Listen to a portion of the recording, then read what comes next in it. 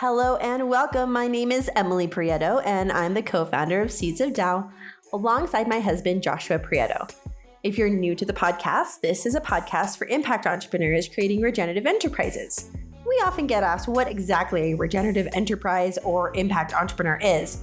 So if you're wondering, a regenerative enterprise builds triple bottom line profits through the practice of ethics and principles that lead to a more inclusive, fair, and balanced economy. Impact entrepreneurs, or regenpreneurs as we like to call them, are those willing and able to take on the financial and personal risks of starting and building regenerative enterprises. You'll get to know exactly what all that means as you join us for this and future episodes, but know that we welcome everyone to join us as we work to build regenerative economies together. That's exactly why we're doing what we do at Seeds of Tao. Our mission is to help establish regenerative economies in every bioregion by serving individual regenpreneurs like yourself. In this podcast, you'll hear the startup stories in all their glory from impact entrepreneurs all over the globe. You'll learn and grow the skills of building a regenerative enterprise from your peers, mentors, and leaders. Finally, we'll get to know each other as you engage in the podcast and join the wonderful regenerative business economies ecosystem, aka Regen B, an open community where peers, colleagues, funders, allies, and supporters of regenpreneurs come together to build the regenerative economies of the future. Join us every month for a wonderful episode as we collectively move beyond sustainability and into our regenerative future. It all starts now.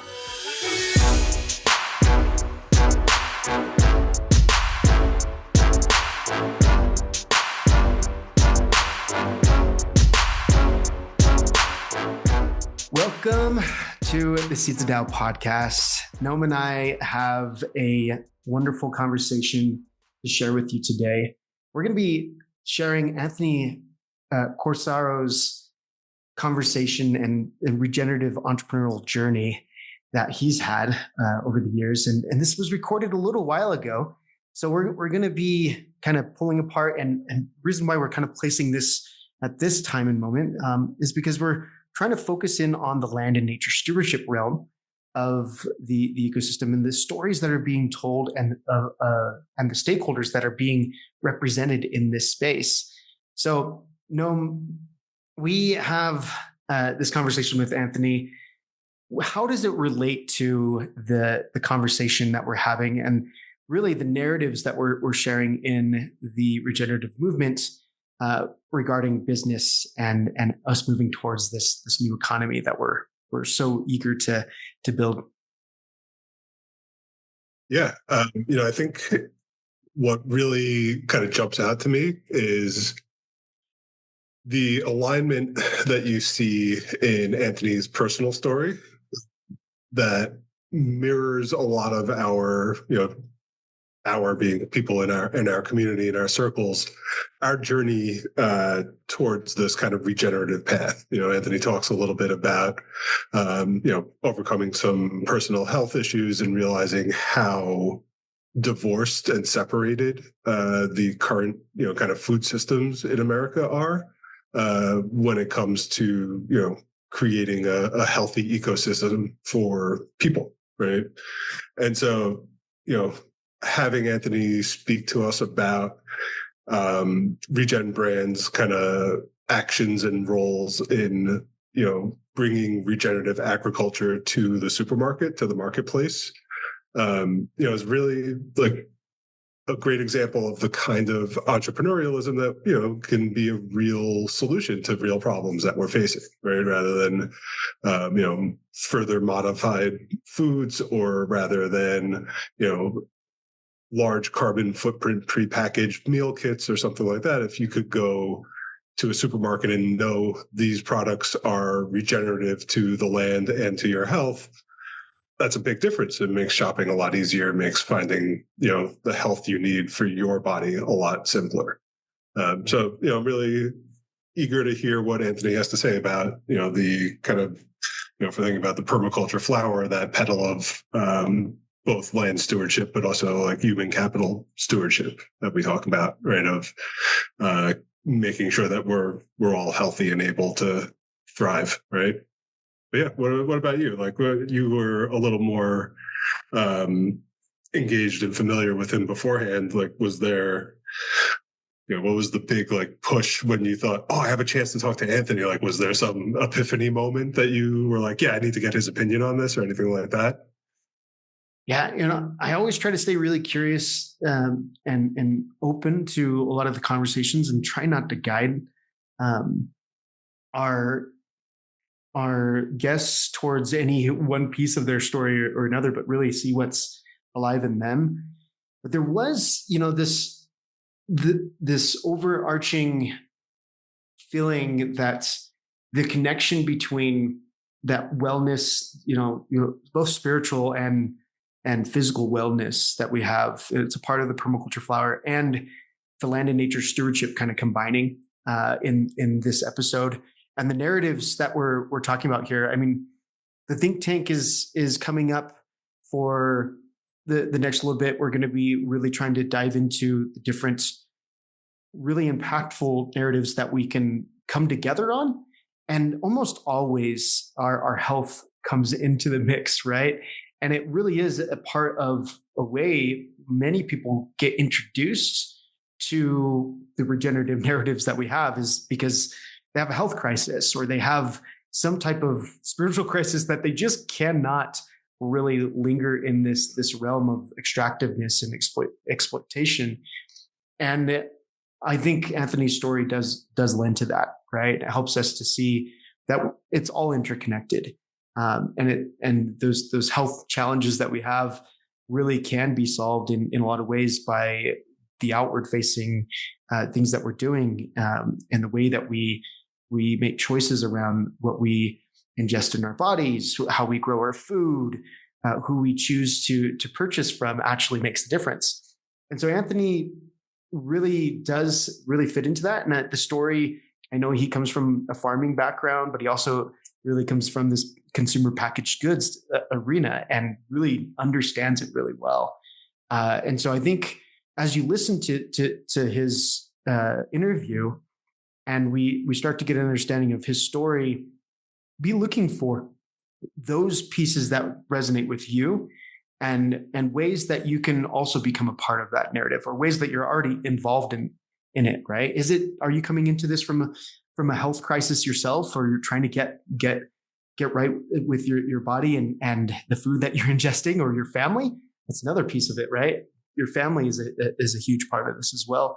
I think there's a lot to be said there when we talk about how regenerative agriculture comes into our lives and how it can impact our health and well-being. Well said. Yeah, I think with that, like, I'm really eager to hear this conversation. So why don't we transition away? All right, let's dive into it.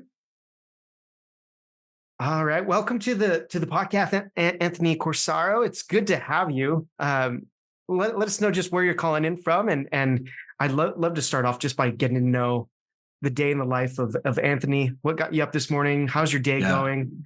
Please share. Yeah, well, thank you so much for having me. It is about 9:30 a.m. here on the West Coast in Newport Beach, California, and we're actually having a 3-day rainstorm. So my morning routine was a little interrupted by that. Usually I try and get up and do some myofascial release in the morning in my place, and then take the journal out to the beach because I'm very close to the beach, and kind of catch first light and go hang out there by the waves in the powerful Pacific. So I just moved here, so I'm still kind of developing my morning routine, but trying to really honor how close I am to that magnificent ocean there, very, very close to me. But I think today I kind of just fuddled around. I have a trip. I'm leaving for a trip tomorrow morning. So I kind of packed, did the dishes. I actually like to kind of leave some space for those kind of activities in the morning, because I feel like it lets my brain just like get warmed up for the day.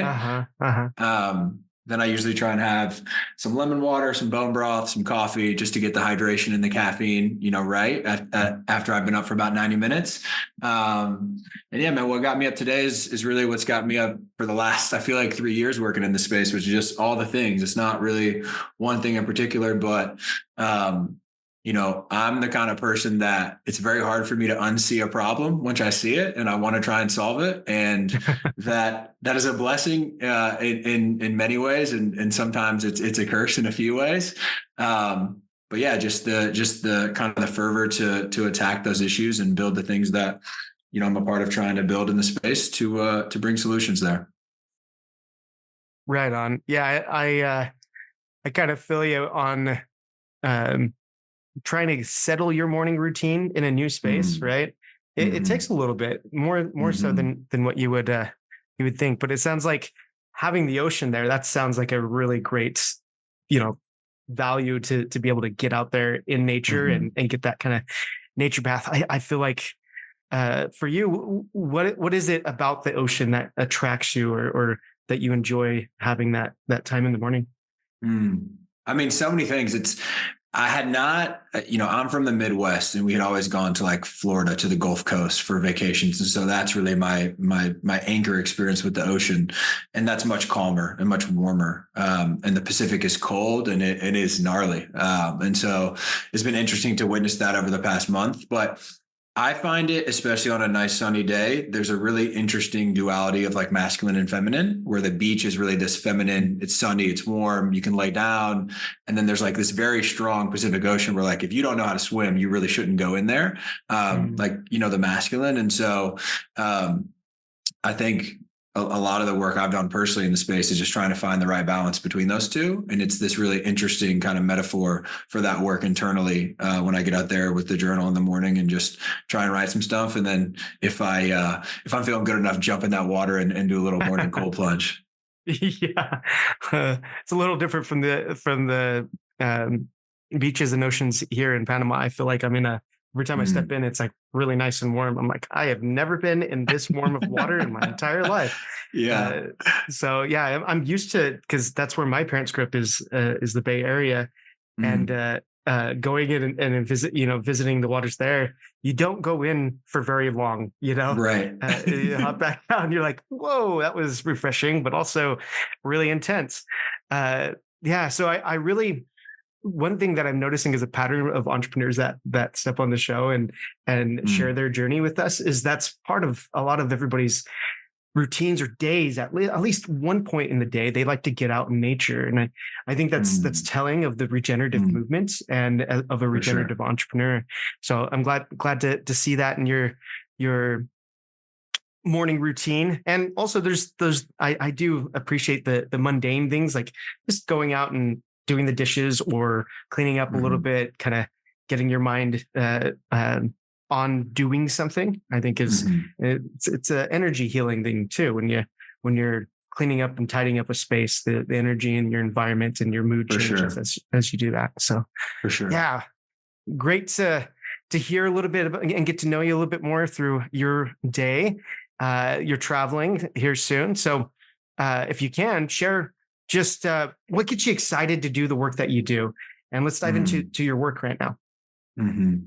So many things. It's gonna be a long answer. We have to break that one up.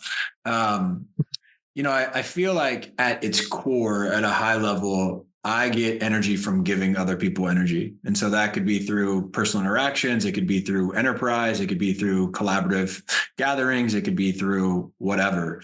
I've been working in the regenerative space for just over 3 years now. And if I really look at the common thread through everything I've done, which has been pretty diverse, from, entrepreneurial work, investment work, some W-2 roles, a lot of storytelling and advocacy work, just kind of personally, it all has to do with energy, and it all has to do with kind of trying to be a cheerleader in a way for people, for ideas, for organizations, for accomplishments, for certain things. And, that's always been my ethos, even just as a young kid, like on sports teams and stuff. I was always kind of the rah-rah hype guy, played college football. They called me the juice man because I was the guy that brought the juice and tried to set the tone, I think, energetically, to have passion and excitement for the work.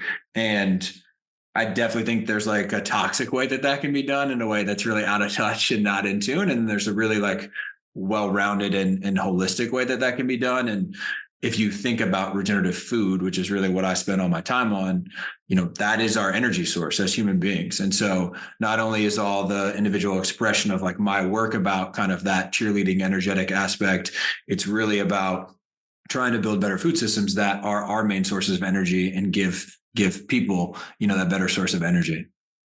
Oh, I love that. Yeah, and you mentioned it just being that kind of rah, build people up personality. I could totally see that in your work with your podcast, with a lot of the media work that you do, Yeah. and just supporting Thank you. these businesses. And then just mentioning like that is how we're fueling ourselves and how our nutrition is, and that is a huge piece to so it makes sense that you would kind of dive into that as well, and make that correlation. Tell us a little bit more on the different pieces of your work. Help us understand it so that we can.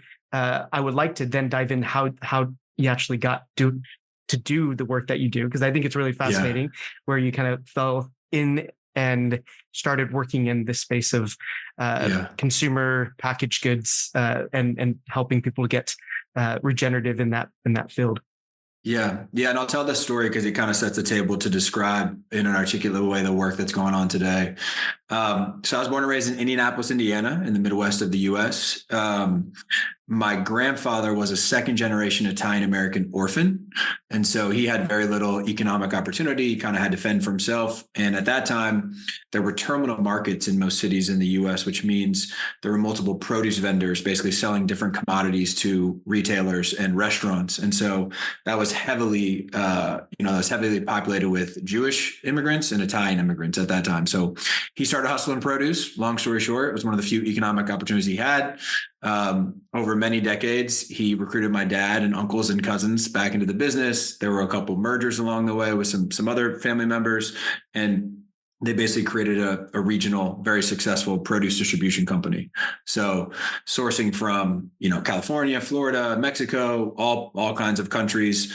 I think now we sell like 3,500 items when I was working there. And so I grew up in that business, so I've always been surrounded by fresh, healthy food. And I definitely wanted to blaze my own path as a young adult. So went to college, played football, took a couple of jobs out of school, but we actually sold the business to private equity in 2017. And I rejoined the business kind of to help spur the next wave of growth under that new ownership and also carry on the family legacy, because it's a business, most food businesses, you have to kind of have this tribal knowledge that if you haven't been exposed to it, there's just some ins and outs that you won't understand or know how to do properly. So I was really fortunate to spend about 3 years there, had a ton of success, did a lot of cool stuff. It was not a regenerative business per se, but we sold, fresh, healthy fruits and vegetables to a lot of independent retailers all across the country, I think in 20 states, managed a big team. We had a lot of success. But I left for really twofold reason. One, I was dealing with an autoimmune disease called hidradenitis suppurativa, which is quite a mouthful. And I was also having a lot of success professionally, but just yearning for something a little more. I knew it wasn't like the end all be all path for me.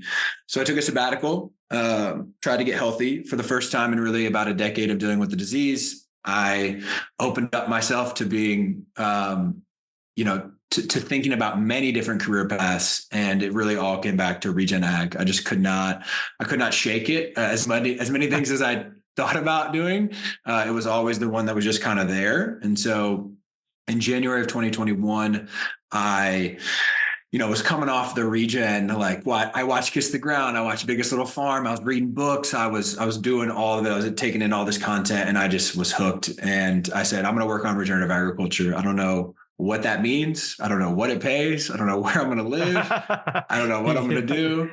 But, I basically kind of made that proclamation in January 2021. And it's been a really interesting journey since then.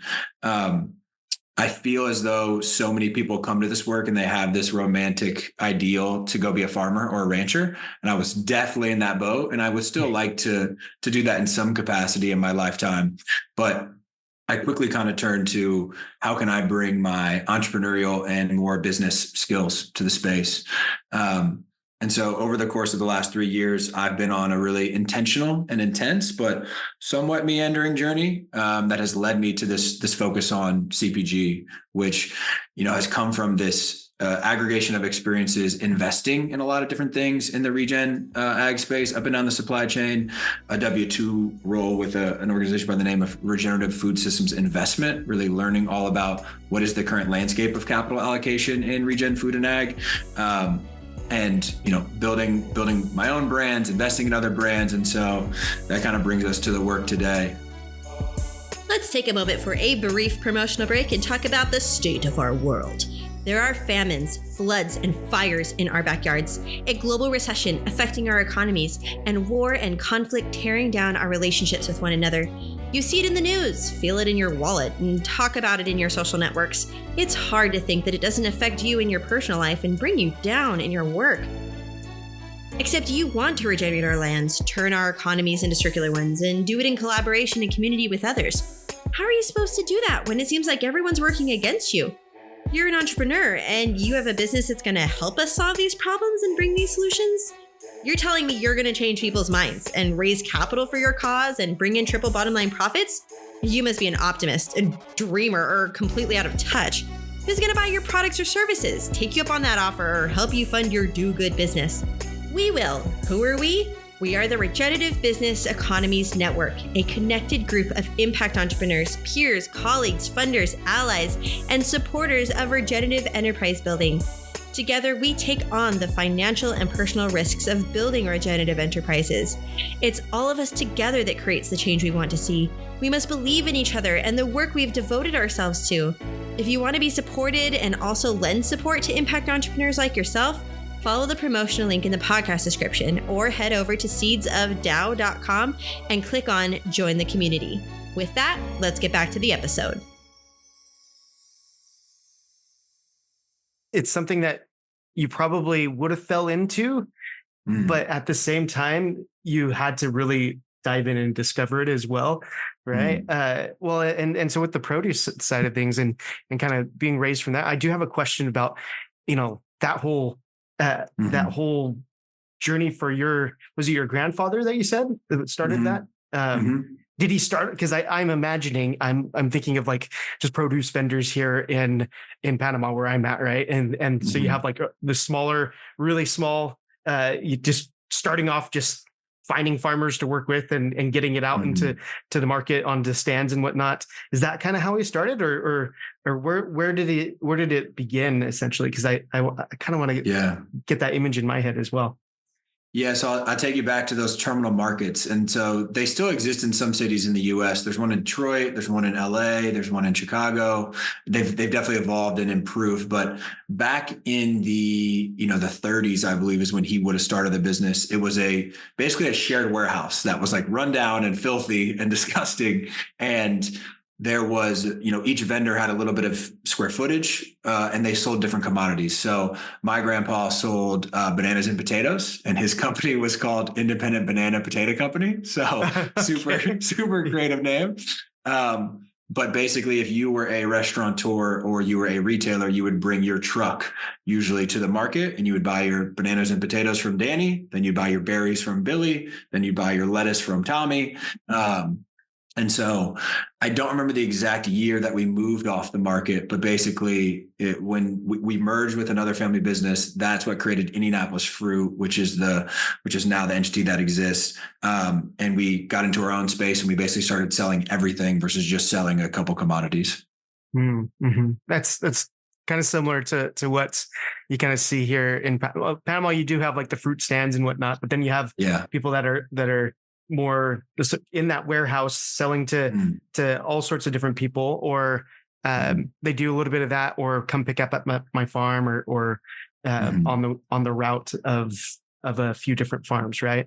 So it's very interesting to know that that's where it all started for you, and to be in that business. What I guess there's not necessarily in the regenerative farming world, and for me, it took me a little bit to understand really what the consumer packaged goods market is, and what it's made up of.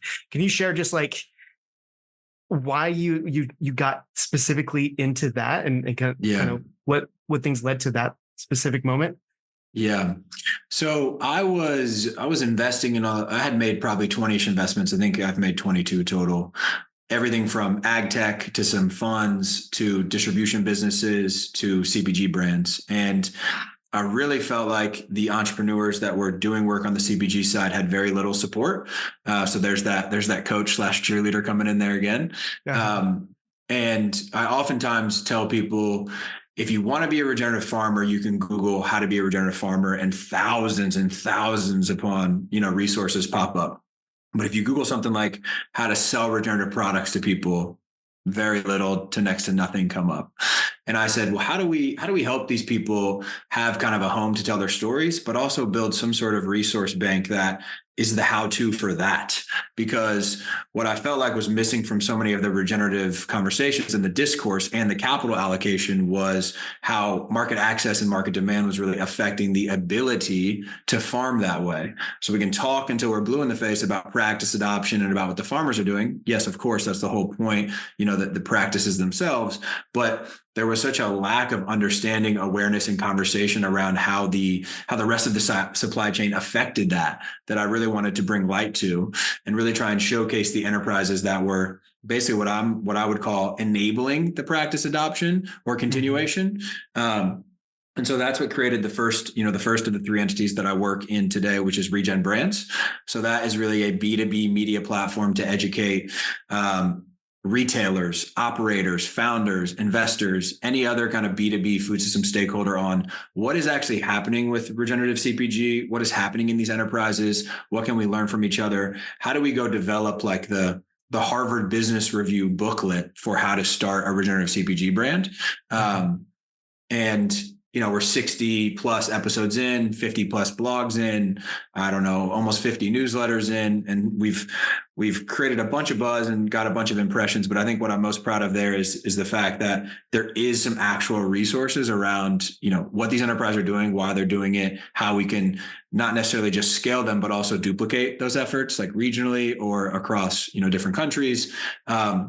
And really, Regen Brands has served as a learn out loud PhD self-study for me that has informed the creation of the other two entities to try and continue to solve more problems that are coming from the learnings of Regen Brands. And so those are the Regen Coalition, which is a new 501c6 nonprofit trade association, which is basically that had been created informally by my partner on the podcast, Kyle Kroll. He had done a bunch of really cool grassroots marketing initiatives with the brands, like getting some end caps at retailers or doing some social media giveaways.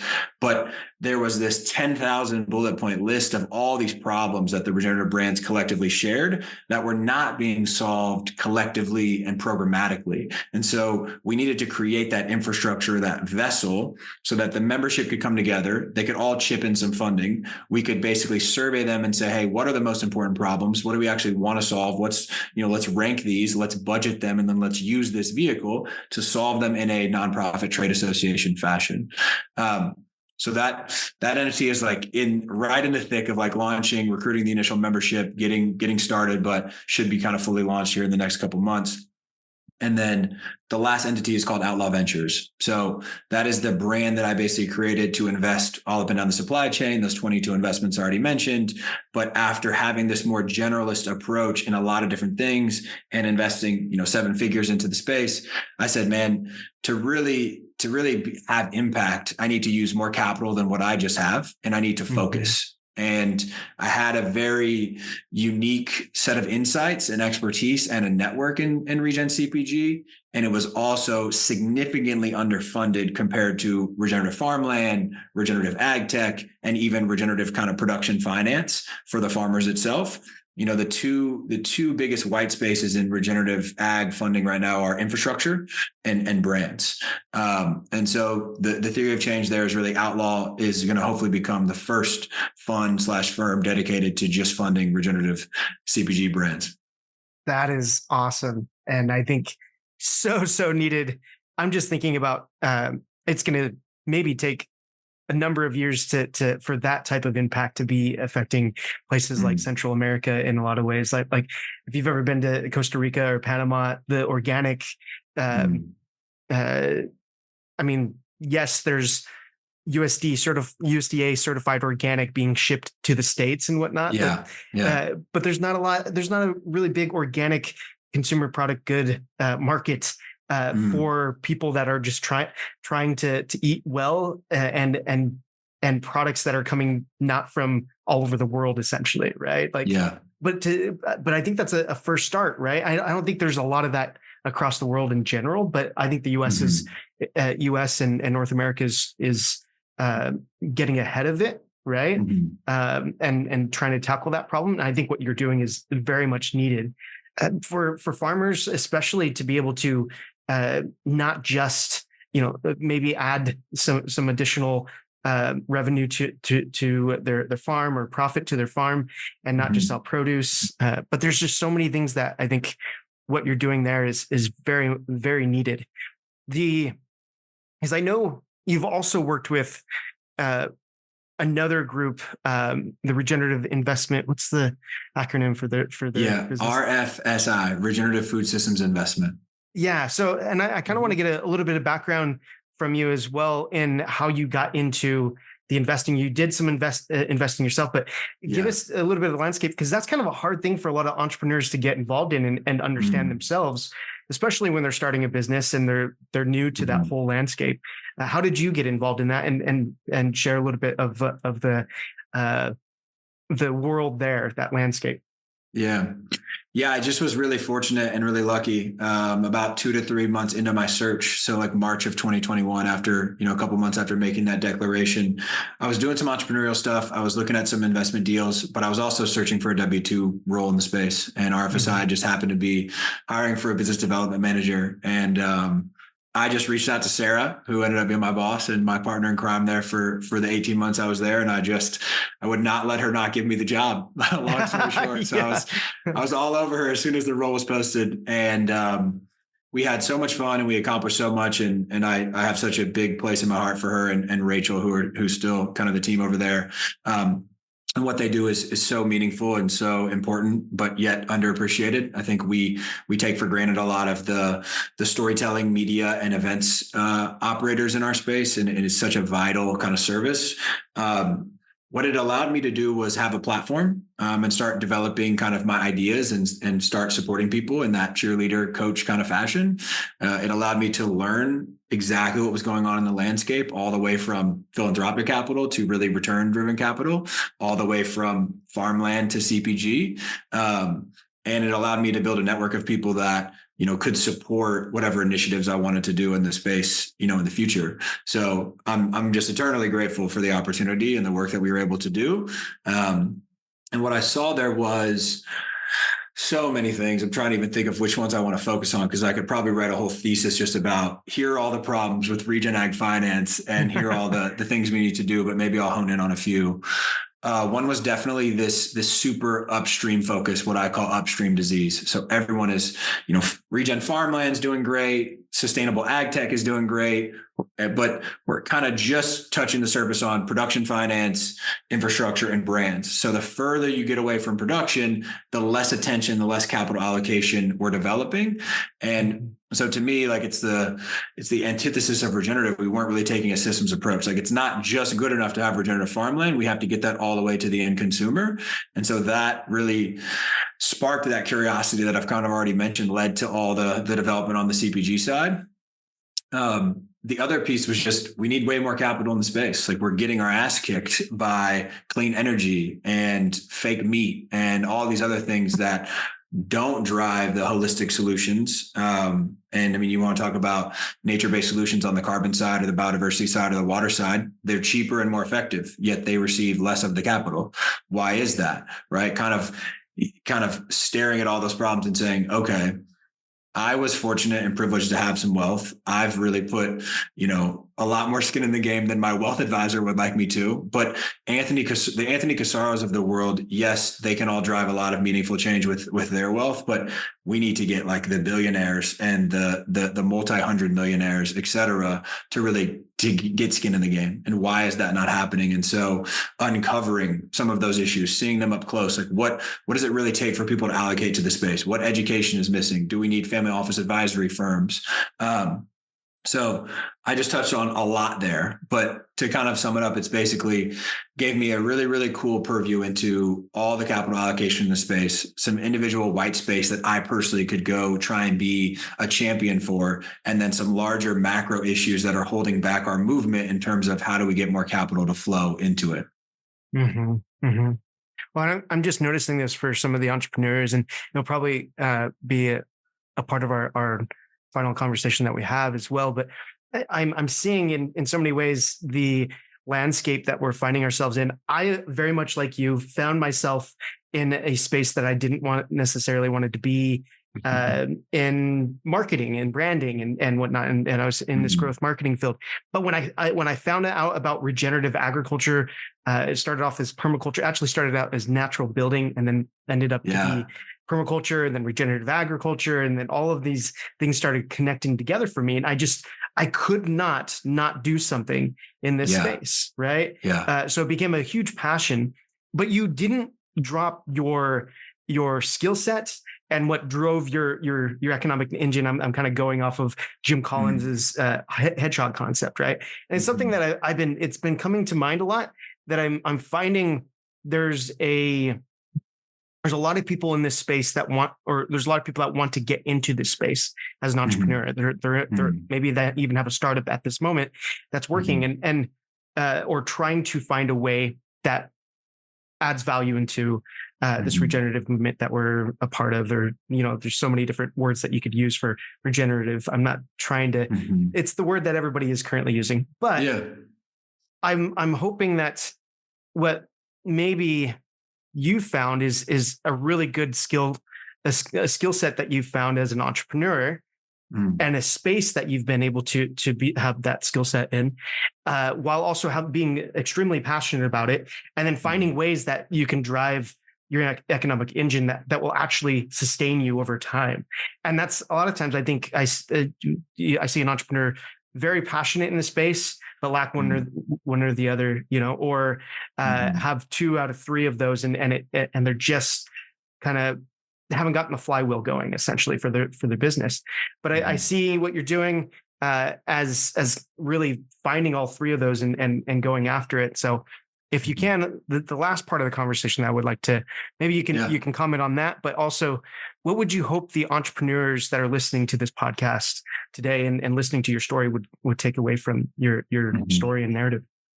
Yeah. Just to respond to the first thing first, it's a challenging funding environment out there right now, just because of the macroeconomic climate. And it was challenging even before that for regenerative enterprises that really had a multi-return, kind of mandate and desire, mainly just due to the fact that in all these enterprises, we have not found a way for the traditional capitalist system to reward the internalizing of all the externalities that everyone else gets to externalize and the reason why they are profitable.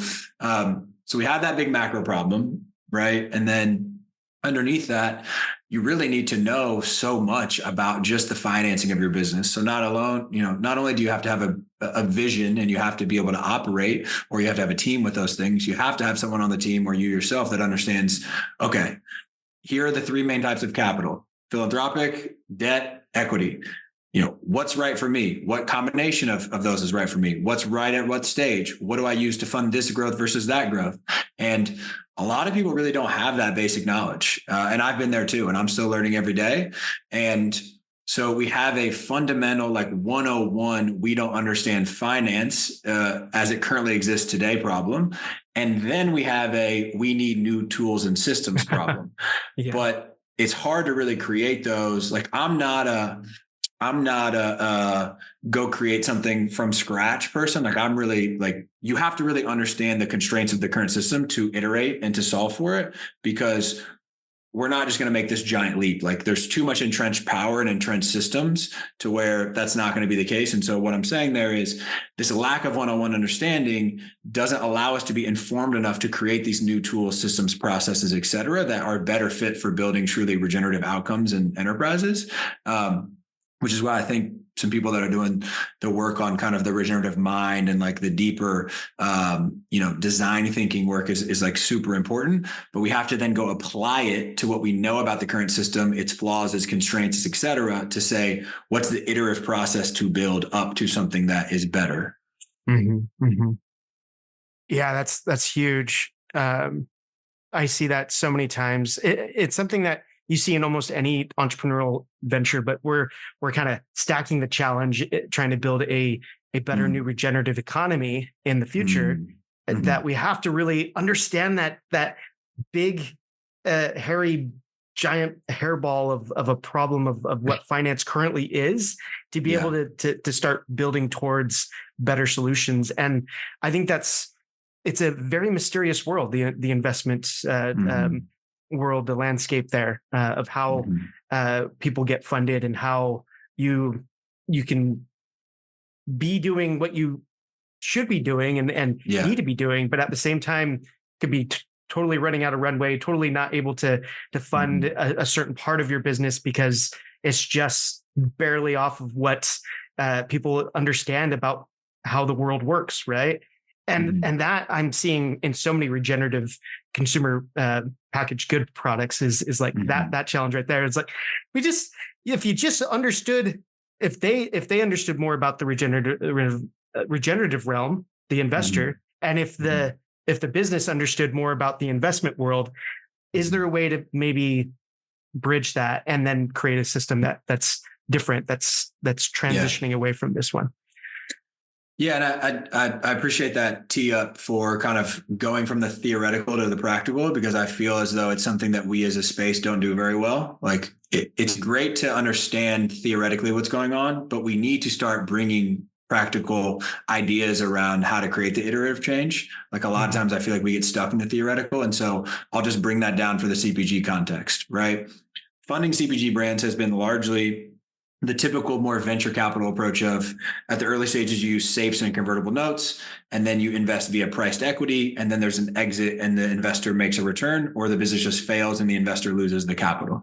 That is the typical approach. So my theory of change, our theory of change for the group of us kind of working on this, is we need someone to go do that. There are brands that actually are a fit for that. There are enterprises that are fit for that old way that it might work, but we have not determined that to a relative large enough sample size. So we need to go do the regular approach.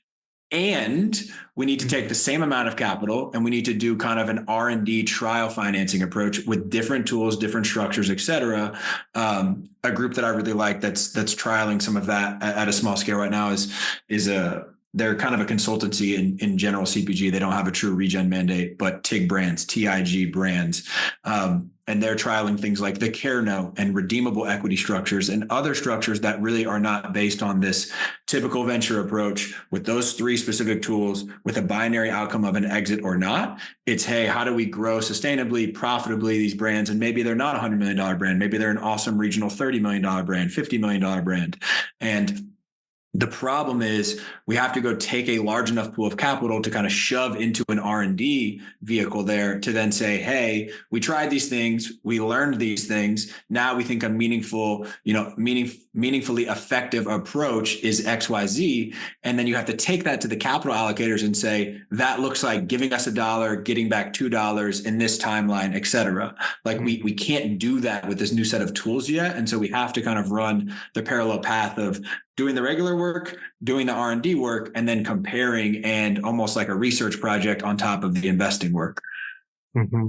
Yeah, I've seen a lot of people in the regenerative space say that a lot of this stuff is because we're still trying to work out ways to commercialize a lot of these newer food products, essentially, right? That people can't grasp on how we can make them happen.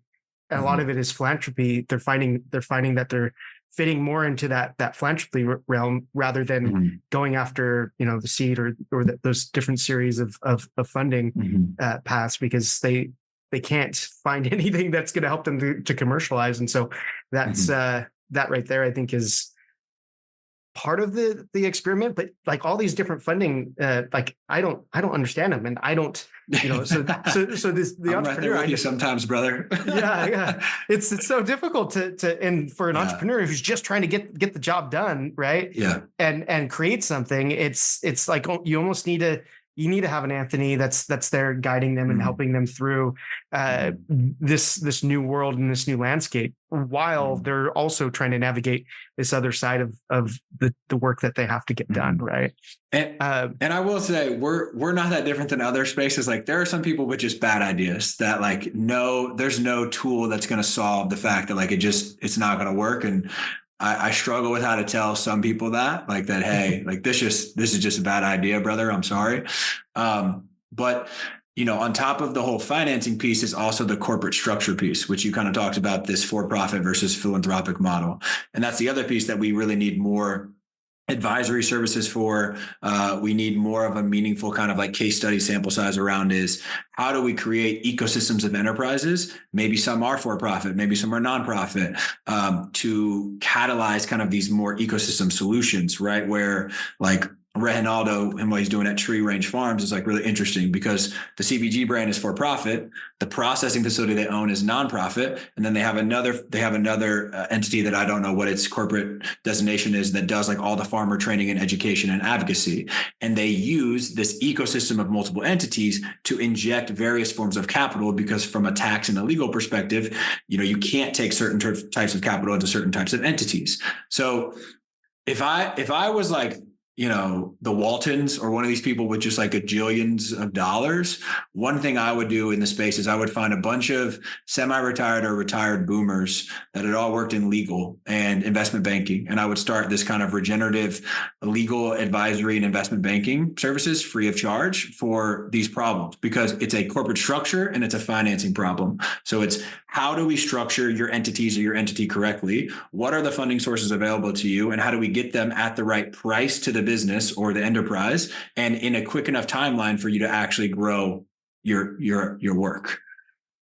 Wow. I like that. I hope people are listening to that specific part. Someone go do it. Yeah. I don't have the time. Yes. Someone else go do it, please. Yeah.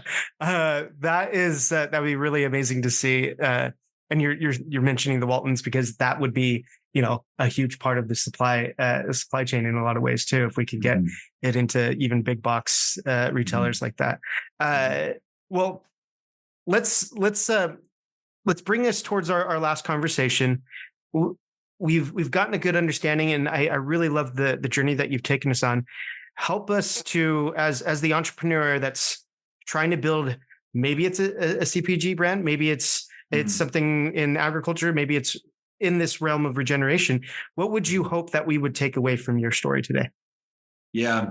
If you want to build a CPG brand, go buy Ramping Your Brand by Dr. James Richardson and read it 100 times and then launch your product.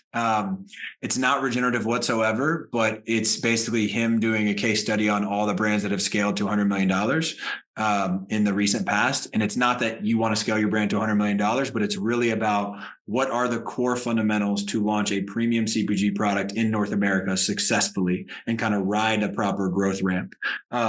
So I find myself coming back to the information he shares in that book constantly in conversations about CPG, regenerative or not, that I think a lot of the tools in that book are really agnostic to whether you have a regenerative mandate or not. So that'd be my first advice on the CPG side. And then secondly, on the CPG side would just be, use the resources that you have. Shameless self-promotion of the Regen Brands podcast, our newsletter, et cetera. Like go reach out to all the people that we've featured, learn from your peers because they do want to help you. And, I learned a long time ago, get other people to share their advice with you that have paid the dummy tax, which is they had to learn the hard way. And you can learn, you can learn the easy way from them learning the hard way. And, regenerative is so multifaceted and vast and expansive that it's hard to give like a through line common thread for all those people. But I would just say, a lot of the time you have to survive before you can thrive. Maybe that's a scarcity mindset. Maybe that's a limiting belief I have, but just the vast amount of data that I have tells me that that's the truth. And we want to build these regenerative ecosystems. We want to build these regenerative enterprises. We want it to be perfect. But the realities and many of the constraints today are that, especially at scale, it's almost impossible today. And so while I don't want to be negative or dissuade anyone from kind of chasing it, just start small and iterate. Like that is good entrepreneurial advice, no matter if it's a regenerative enterprise or not. Just don't get over your skis. Do what you can, take a progress over perfection approach, and continue to build like in the regenerative continuum or the regenerative index over time. Because ultimately, if you don't survive and you don't have any profit, you can't be sustainable. You can't be regenerative. You can't do a lot of these things. So there's a fundamental design piece to like get off on the right foot. And then there's also just we need to take action. We need to try stuff. We need to iterate. We need to be okay failing and continuing to just survive through that failure. Mm-hmm. I think that's really important for those that are just really starting off in the idea phase as well, like, because they can get so purist. They haven't really cut their teeth on some of what's out there already.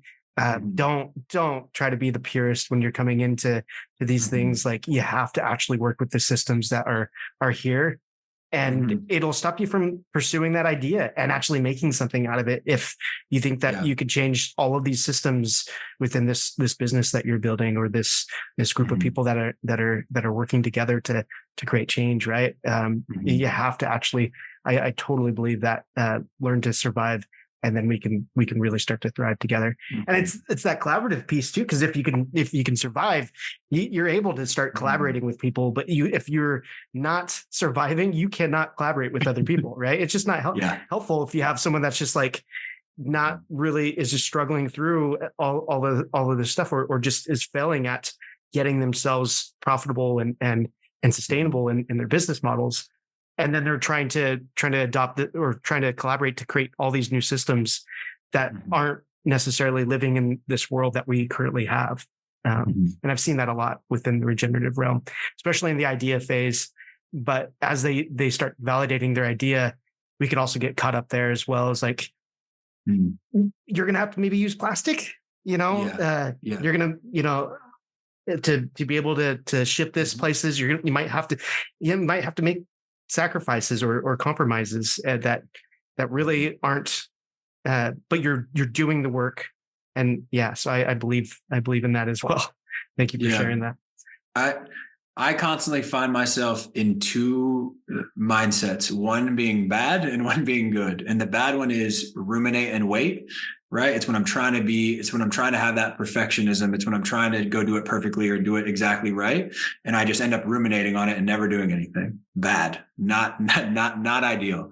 And the second one is lower the bar and act. What can I do right now based on the information I have, as long as I'm not going to have any more information, to just go move this forward? Because just like we talk about the energetics of everything, momentum is an energy, and having momentum is really important. And I'm not talking about hustle culture and burnout and you're working 24 hours a day, but I'm talking about there's key initiatives that you need to move an organization, an enterprise, or an idea forward. Lower the bar and act is always typically the better mind frame to keep momentum, to keep moving and not lose kind of that energy of the forward movement and the forward motion.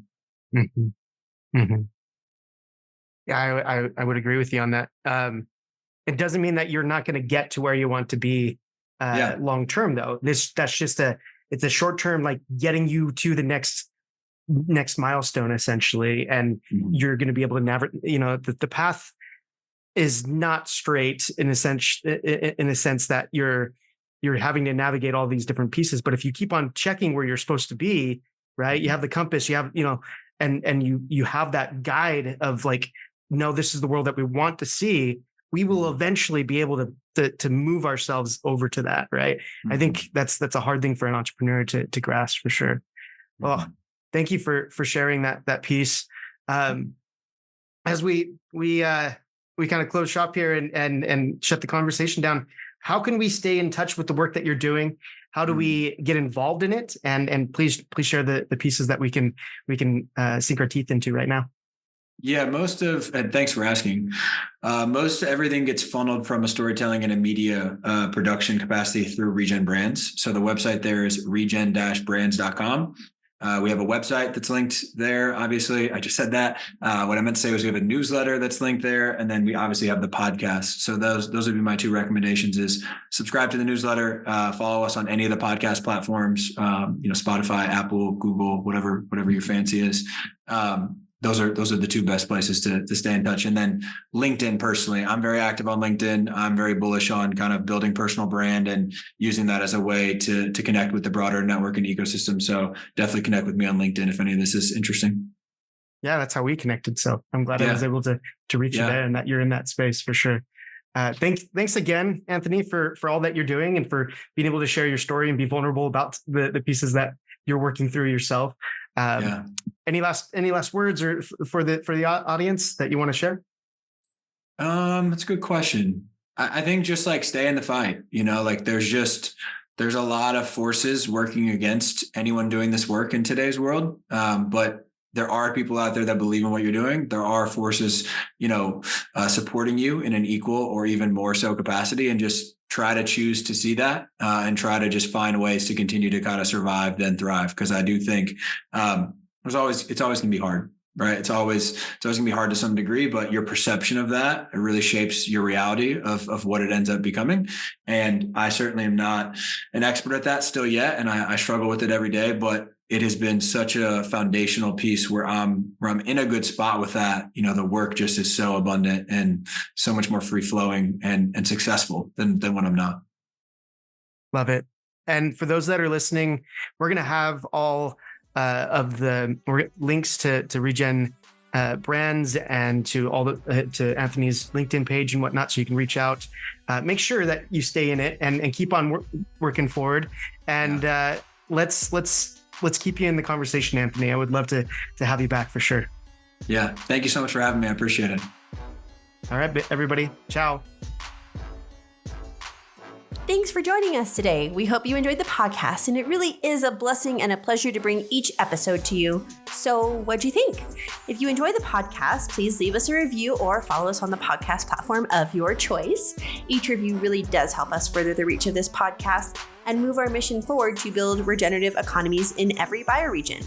If you have a suggestion or feedback for us, please let us know in the open and free Regenerative Business Economies ecosystem, known as Regen B, which is linked in the description and in the show notes of this episode. Regen B also has an awesome community request form that allows you to suggest guests, register to be a guest on the podcast, and share your own regenpreneur startup story or any other suggestion you might have for the community. Without your feedback and requests, this podcast and community wouldn't be what it is, so please let us know. Now, this may be bye for now, but remember, it doesn't end here. It has only just begun. The regenerative economies of the future start now with you.